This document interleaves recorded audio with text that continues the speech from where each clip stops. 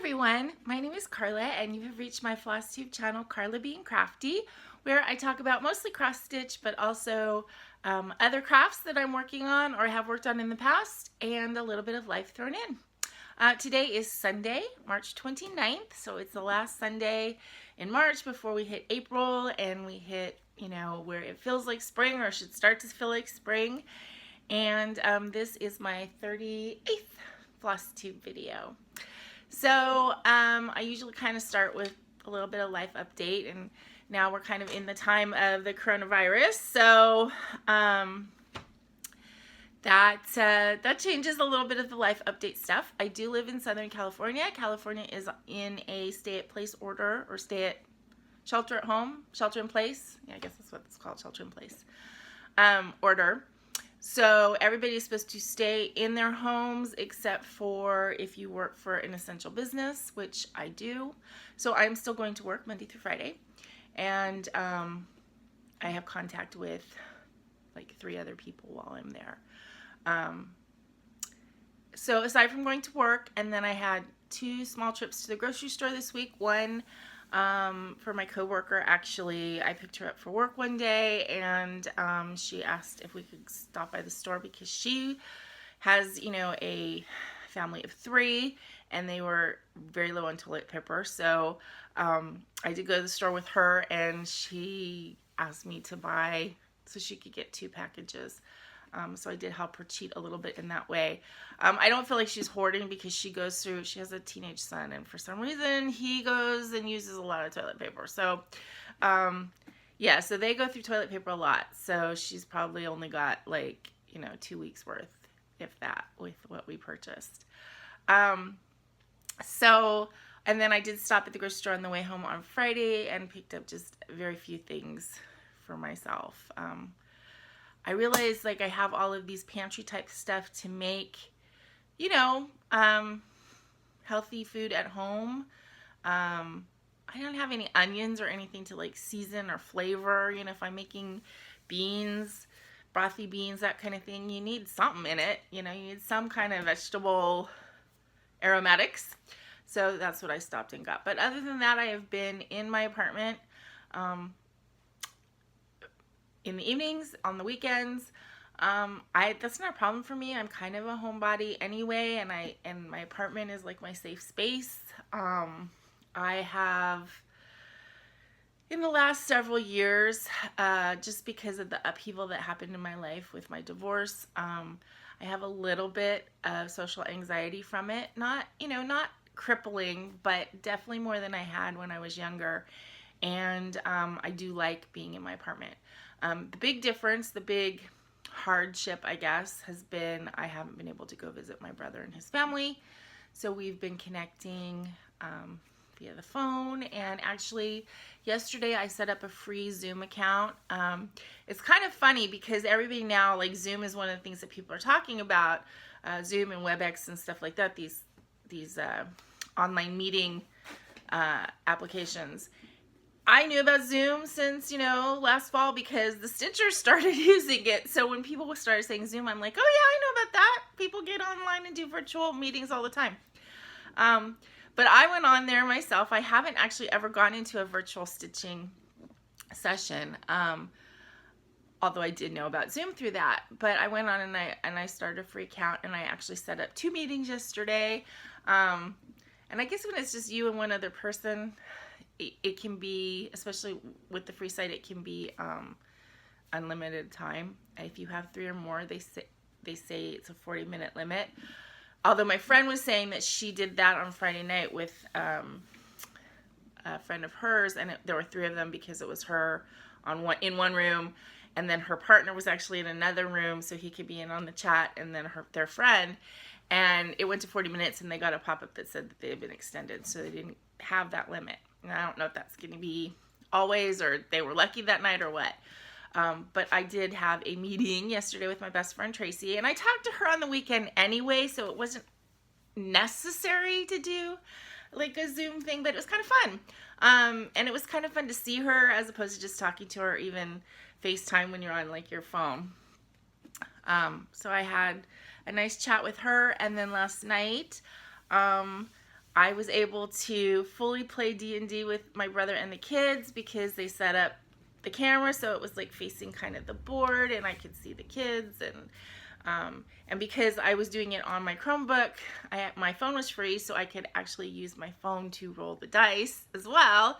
So it wasn't like they were doing everything for me and just telling me what happened. I was able to participate. So that was fun. You know, we're adapting to the circumstances when, you know, circumstances have changed. Everybody that I know and everybody in my family is still healthy.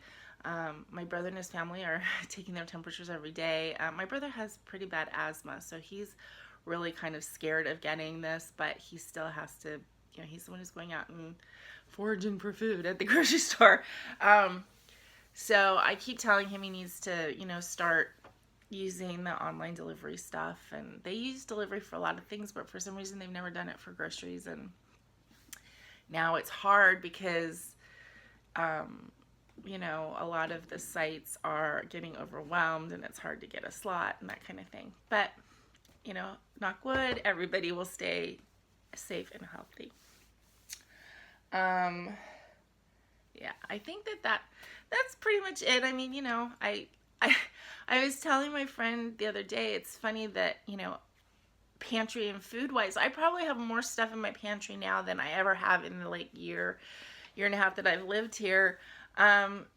Just because of that slight panic about, you know, what if I get stuck in here? You know, what if I do come down with a fever and I have to stay in my apartment for 2 weeks and can't leave at all?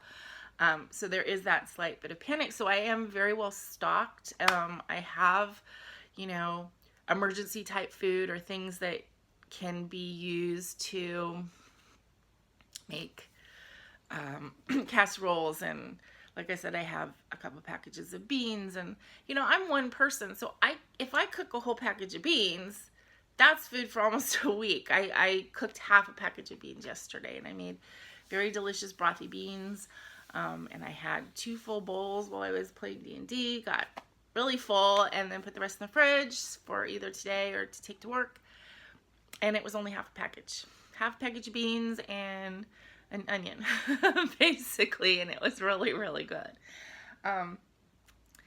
I had said last week that I was going to make homemade yogurt, and a lot of people commented that, which is why I'm bringing it up now, just to let you guys know that it turned out really good. The yogurt I used, I think I used 1% milk last week because that's what I could get when I went out to the store, and it wasn't as tangy, I guess, as like regular yogurt from the grocery store. It wasn't, I don't want to say sour because yogurt isn't really sour, but it's got that tang to it, and it was a lot milder, you know, but it was the right thickness and everything. I really like making yogurt cheese, which is when you take your yogurt and you strain it, you know, for like a couple hours, and it makes almost like a cream cheese. So I might do that with the couple of jars I have left and then make some more today. And I think I have whole milk that I got Friday. So I might try that again. It has been really great for me to grab and take to work for breakfast, which was basically the reason why I wanted to do it.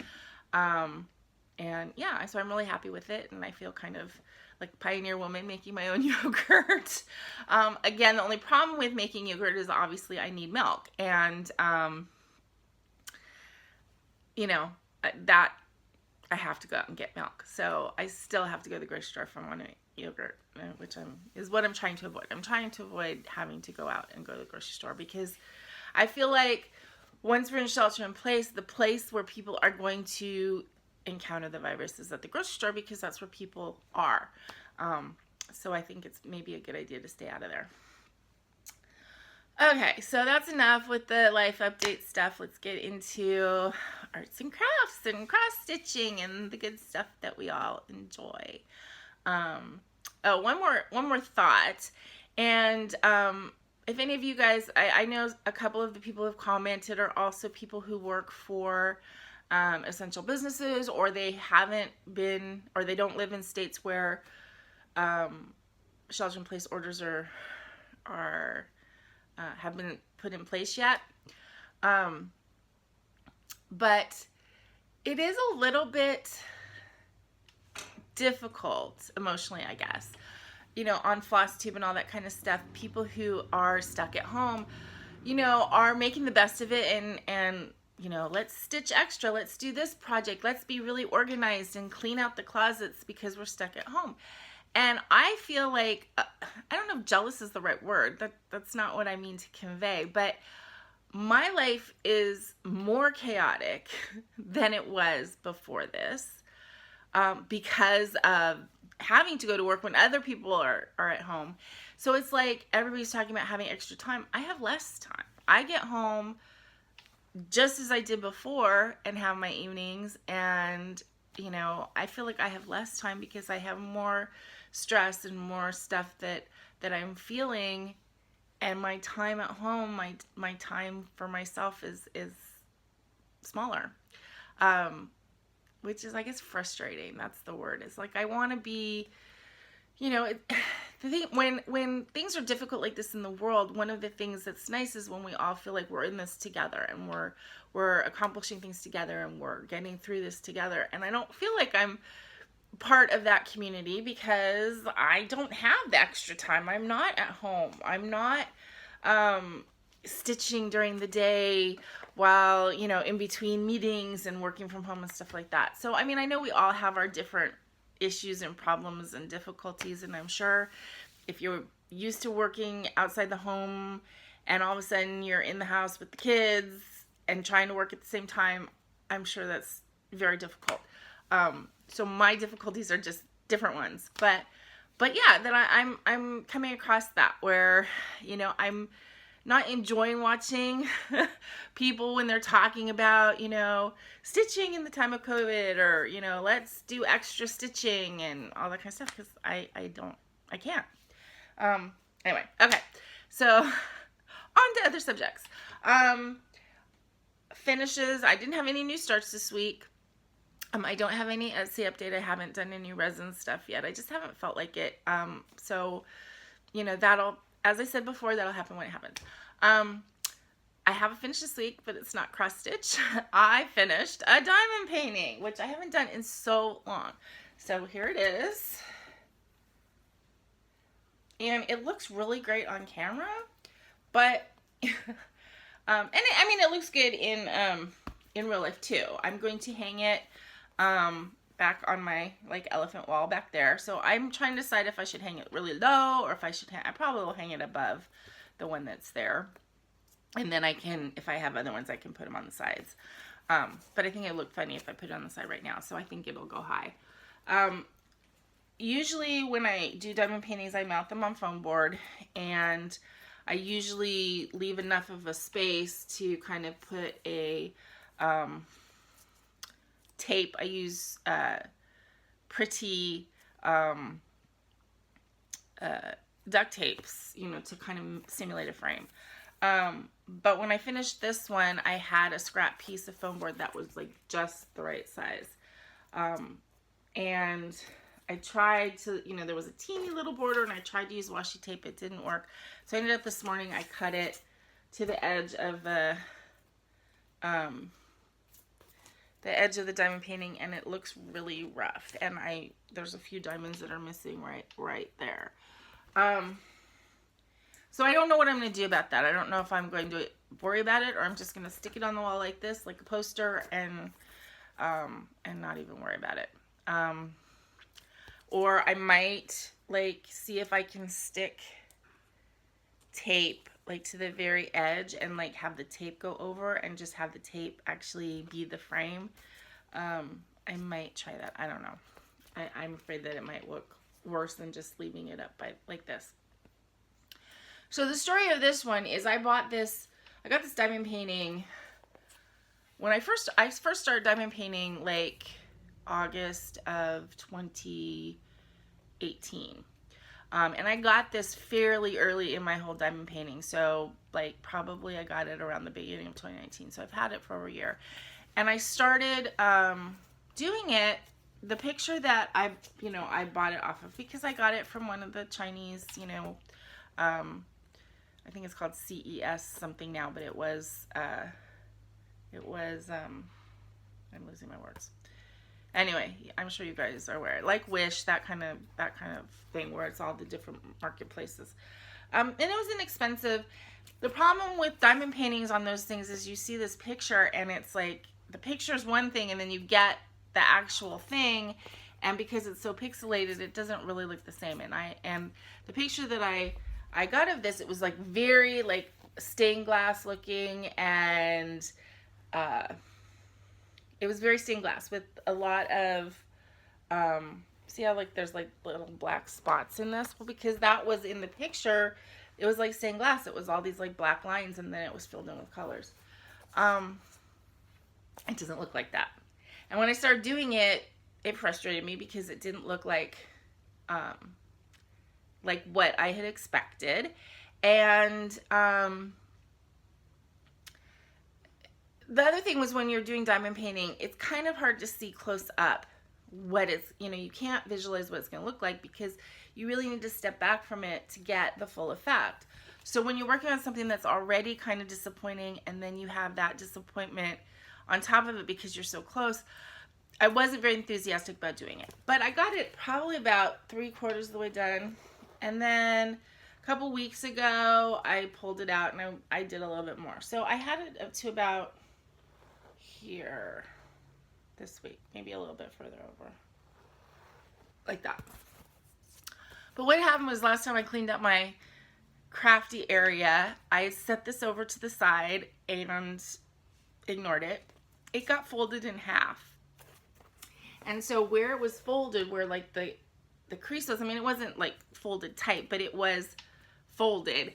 And where that crease part was, it was getting extremely messed up. Like diamonds were popping off. They were all moved. It was like really bad. So this past week I noticed it and I pulled it over and I looked at it and it was like, okay, I either need to finish this or throw it away, make a decision. And I was so far done with it that I thought, well, that's stupid to throw it away. I put in a lot of effort into this and it is cute. I should finish it. So that's what I did. I finished it. And I mean, it was a lot of black that I had to do. But I'm glad I finished it. I think it's really cute. It did remind me that I enjoy diamond painting and I have so many of them. So I think I'm going to this afternoon maybe pull one out, a small one. My Diamond Art Club kits, which are really the best, but they're huge. And I don't want to make the commitment to pull those out because to work on those on my drafting table, I would really have to pull off all of my cross stitch setup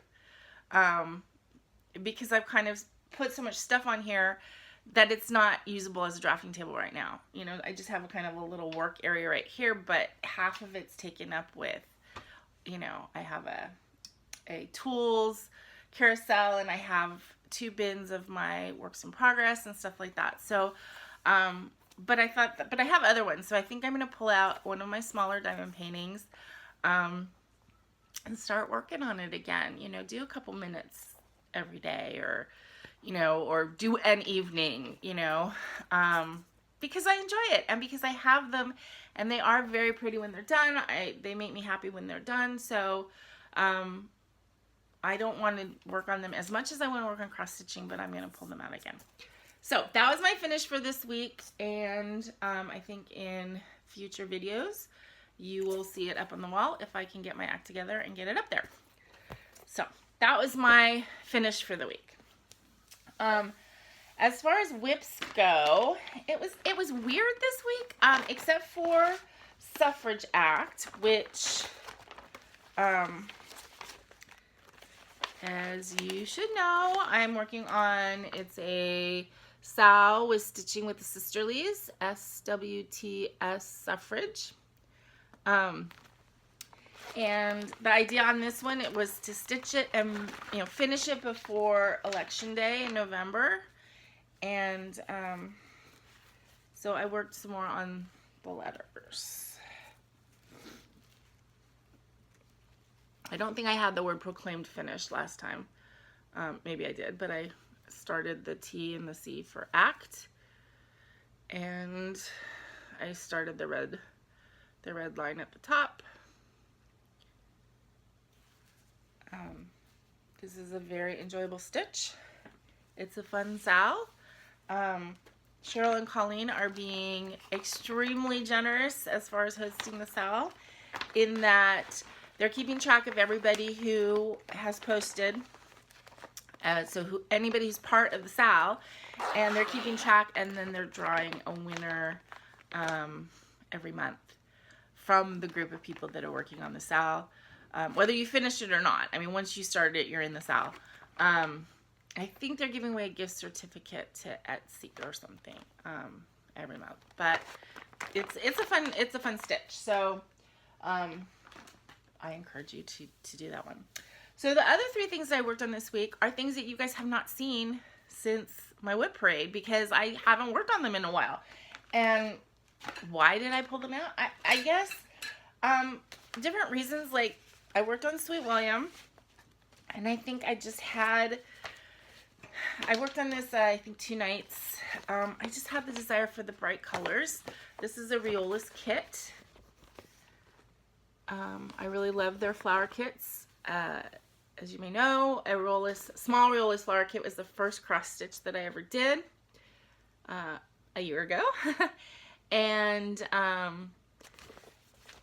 when I did that one, then I ordered this one because this is just one of my favorites. So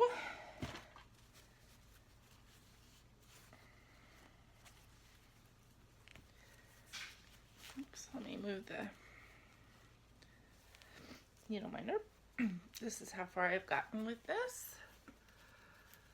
So I did a lot in here. All of this is like new.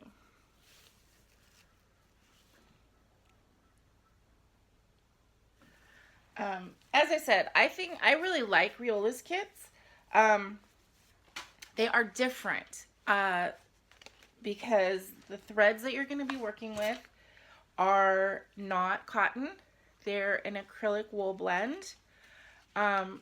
So if you like working with different kinds of materials and just trying them out, I really would recommend getting a Riolis kit. These are the threads. They come on these cards like this, and they're like a 1-strand thing, so you double it to get your 2 strands. They're a little bit fuzzy, but not in a bad way. Not like when cotton thread gets fuzzy, we say, oh, that's not nice, it's frayed. I mean, they're just a little bit fuzzy because they're wool and acrylic. And the colors are just so vibrant, and I mean, especially in this one, it just, to me, they're really happy colors, the pinks, all the different pinks and reds and burgundies and stuff. So I enjoyed working on that a couple times this week. Working on these really pretty flowers. And it's going to be spring, so I want flowers. I'm not into like bunnies and stuff like that. I mean, I'm doing Spring Fling, which is a bunny, but I'm not into the thousands of Easter rabbits that are out right now. So spring flowers does that for me. Then I worked on, now this is, I think I was feeling kind of ironic, in the social distancing. So I decided to work on my, the project that I'm doing for my stepdaughter, who I haven't seen in forever. Miss Taylor, if you're watching this, which I don't think she is. We text each other every so often. I mean, she lives like 5 minutes from me, and I haven't seen her in like 3 months. And now, I mean, she would come over on Sundays all the time and just hang out, and we can't do that now. So this is from the Witchy Stitcher. I think she calls it antisocial bat. I call it social butterfly. I am not a social butterfly. I am an antisocial bat lurking in the darkness. And this was done, well, I think most of her things on the site are done like mostly just black. And this one has some gray and stuff in it. But of course, I never do things that way. So I'm using a variegated floss on this really pretty under the sea fabric. It's called Black Magic. So I had done that already. What I did this week was I worked on the bat. And I did the bat skeleton in glow in the dark. So I think that'll be really cool when it's done, because that that's DMC glow in the dark, and it does work. I used it on one of my other projects, and it's kind of cool. It really has this really neat green glow. But I worked on this several nights, and it doesn't look like very much, but there's a lot of stitches in this guy.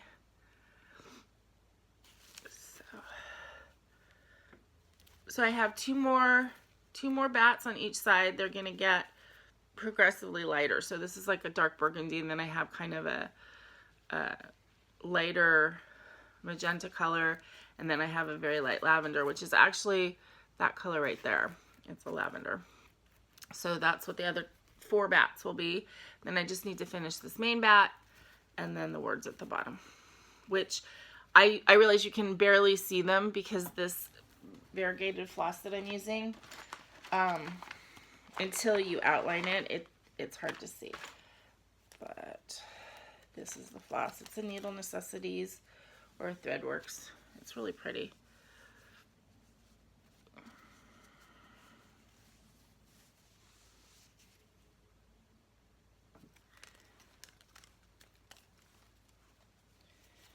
Okay, so that is the second whip that I worked on this week.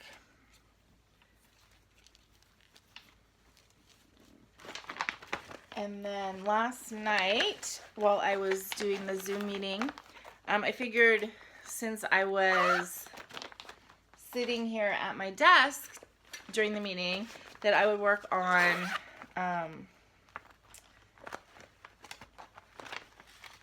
Moonstruck, because this is a little bit easier to work on at the table than it is, like normally I kind of am sitting lying down on my daybed to stitch.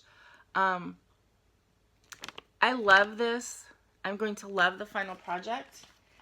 It is not, for me, a relaxing stitch. And it's funny because I've done 2 other Mill Hills. I did the ones for my friend. I think it's the difference between the black paper and the beige paper. The 2 that I did for Tracy, the 2 wine ones, very easy to see. It was easy for me to distinguish between the stitches and the bead stitches. This one, this is more full coverage, so maybe that's part of the issue too. But because it's black and there's like dark colors on black, it's tough for me to work on. Again, not that it's not fun, it's fun. It's just not relaxing. So I had some of this done down here, but I finished so much of it. And you know, it's hard with the Mill Hills. Beading is not hard. I do not find the actual act of putting the beads on hard at all. But what's difficult with this pattern is, you know, you've got the beads are symbols as well.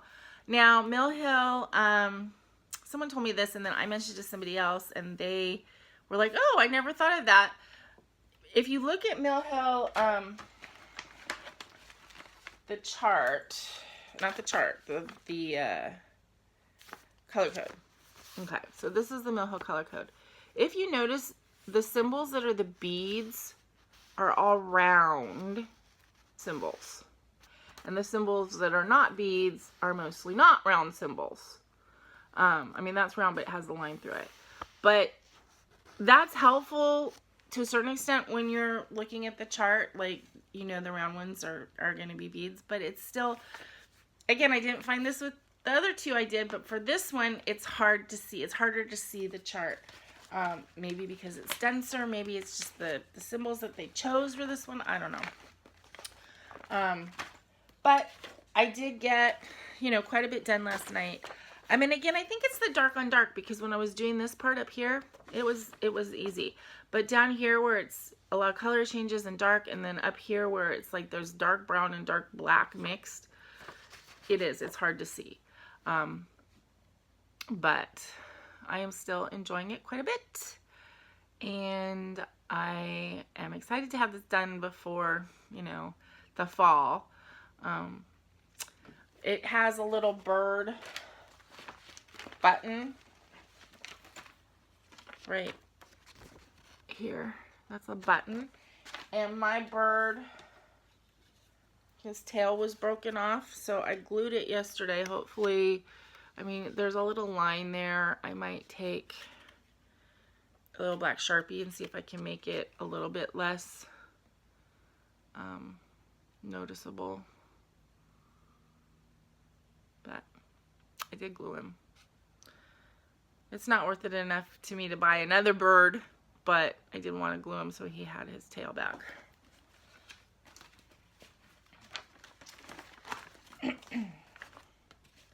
And now I think I'm going to keep that in a jar and not put it back in the bag just in case. I don't want him to break again. So those are the 3 whips that I worked on this week. I worked on each one multiple days, which is why I have, you know, fewer ones, because I got started on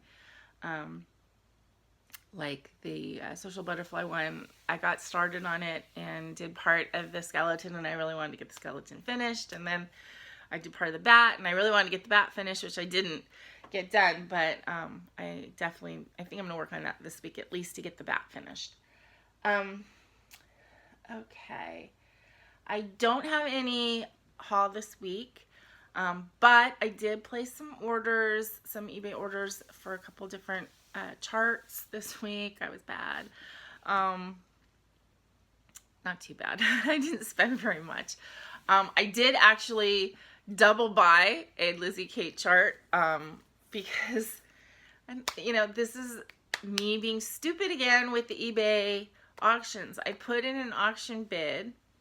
It was low, you know, we're talking under 10 bucks, but I put in an auction bid on a and I love my cat chart.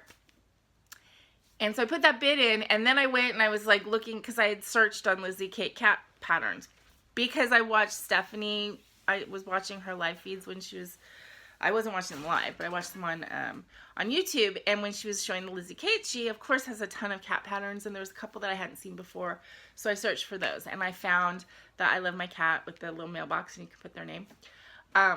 So I put a bid in on it, and then went down the page and found it for like $2 or something. So I bought it, even though I just put a bid on it, and then I won the bid. So I'm going to end up with 2. So one of them is going to be a giveaway, and then maybe we can sell it with whoever wins it. Let's see, what else did I get? I got one of the people who follows me on Instagram, and I'm not sure who it is without looking. I'm sorry. But I had said in my comment thread at Stitcher when they said unicorn chart, I had said that I had purchased a Val Stuff pattern that was spring and summer. And I had not been able to find the autumn winter, and I assumed that there was a companion piece, but I hadn't seen it. And so I guess that was my unicorn for right now. And somebody messaged me that they had just seen it on eBay for like $9 or $9.95 or something, free shipping.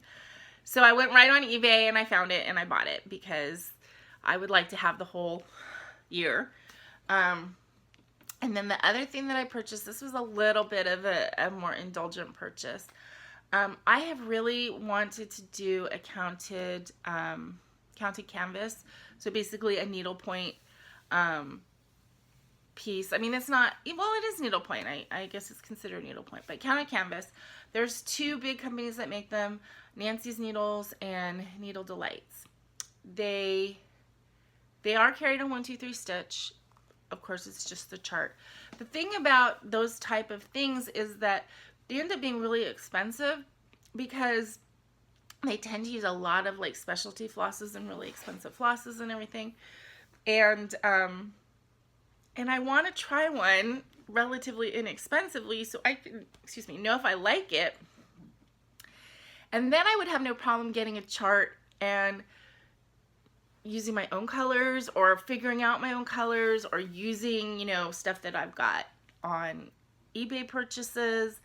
But until I do one to know if I enjoy it, it's hard to go forward and, because I was thinking I could even create. I have a book with all kinds of needlepoint stitches, which would be fun. I think it'd be fun to make one myself. But again, it's not something that I want to even attempt or start unless I've done one and I know if I enjoy it. I think I will, but I could get into it and go, this is boring. I'm really not enjoying this. So I did find a seller on eBay who had some kits of, I think they're, I don't know if it's Needles Delight or Nancy's Needles, but anyway, one of them has like a whole series of color charts, and they're all small. They're all like 4x4, I think, or I think they end up being 4x4, which is a little bit bigger than my line of Judah, which is the last little needlepoint thing I did. And they're kits, so, and they weren't super expensive. So I got the bubblegum one, so it's all really pretty colors of bright pink and stuff. So when I get that, of course, I'll show you. So it's all pattern and color is basically what these kits are, charts are. And then if I do it, when I do it, which I'll probably start that fairly soon just because I'm excited to do something that's slightly different, then I'll know if I enjoy it, and then I can go forward either getting other kits like that, or creating my own, or getting a chart and using my own fibers, you know, so that kind of thing. So anyway, I don't have it yet. I ordered it, but I will probably get it this week or next week, so you'll see it in the next couple videos. Plans for April. Oh, well, today's the 29th, so I will be probably stitching on Froth and Bubble tonight, which is my long dog sampler. So I have two hashtags attached to that now. I have Long Dog Sal, which was started by Carolyn Zook. So I'm going to keep tagging that whenever I post something on that.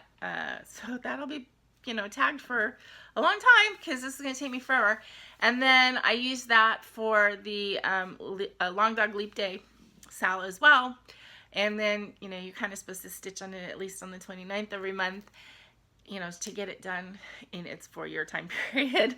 So I probably will work on that tonight because I love that chart. And then April, we're starting the Clem, hashtag Clem Sal, Clementine, with Lisa from Owl City Stitching. No, Forest City Stitching. God, I mess up her channel name every single time I say it. I am so sorry, Lisa. It's Forest City Stitching. I don't know. I mix it up with Owl Forest. I mix it up with Three Forest. I mean, okay, Forest City. So Plum Street, Clementine. I showed you guys last week I had a piece of hand-dyed fabric that I had dyed that I was contemplating, but it was kind of iffy about it, and I continued to be iffy about it. So I finally pulled from my stash a piece of, this is Damask Aida. It's, I know it's hard to see. It's a very, very, very light minty green. And this is the fabric that I used when I did in the pumpkin patch last year, which is behind, no, I don't think you can see it. Yeah, okay, right by my shoulder, right there is in the pumpkin patch, and I did that on this fabric. So I thought since they're both kind of cat pumpkin, I could display them together maybe, so it'd be cool if they were on the same fabric, and I think the colors look good on this. The other fabric was so pretty, but it was, I don't know, this is kind of a fall mood piece, and that one was too pinky, springy. I don't know. It just didn't work, I don't think, with the colors. This one works a lot better. And it's still, you can't see how pretty the color of this is. It's very, very light green. And I just cut a piece that was the right size, and I used my Aileen Stop Fraying on the edge. That's what I use. I don't serge it myself. I just use that if I have a very frayy piece of fabric. So that will be started this week. And oh, and the other thing I'm planning on doing this week, I might do it this afternoon or I might do it Wednesday. It probably won't go up until Wednesday in either case, but I'm thinking about doing an extra video of my floss storage. I showed it before, just kind of briefly, but I think I will do another video on that because I have a lot more now. And people seem to enjoy that kind of thing. It's helpful to kind of see what other people do when you're trying to figure out how you want to do stuff. So yeah, so I think I'm going to do a floss storage little video and show you how I separate my different types of floss and how I keep them. Okay. Yeah. So, that's pretty much all I got for you guys. I really feel like starting things. I have that kind of, you know, start-itis feeling, but that's fighting with the feeling that I have that I really want to get some stuff done. I want to get some projects that I have in my whip pile here completed. You know, I need to go through and look and see what is like the closest to being completed, and get some of those done. I want to mark them off in my book. I want to put them in the to be finished, you know, fully finished pile, get them fully finished, but getting them out of my whip pile is the paramount thing, so that I can start other stuff, and so that, you know, I can move forward. You know, have so many fun things to do and fun things to start, but I don't want to have, you know, 40, 50 whips with a little bit in them. I want to stay around that 20 whip mark, which is where I am, and get stuff done and have accomplishments of, you know, finishing stuff just feels really good. So I do want to get some stuff done. And then I can start, there's a couple like seasonal series that I want to do, and, you know, so I can have something above. That's where I have my the monthly one, the year celebrations. I want something to go above it, and maybe a seasonal something. So yeah, that's so that I have that fight going on in me of I want to start, but no.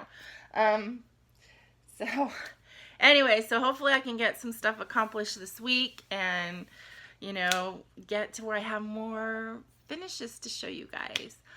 I think I am going to start a diamond painting maybe today, a small one.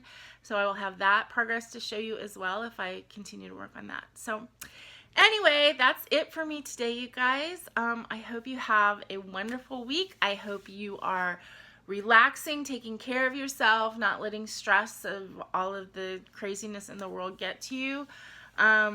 You know, stay healthy. Wash your hands, stay away from people. I mean, that sounds terrible, but we need to stay just in our little family units until we can kill this virus and get it out of our society. So I hope everybody out there is healthy and, you know, staying happy, trying to keep the craziness out of your life. If you have kids at home and you're not, you know, used to it, I hope you're thinking of fun things to do with them and just enjoying the time that you have with them. So please remember for this coming week and for always to be content, be kind, and be crafty. This is Karla. Bye, everybody.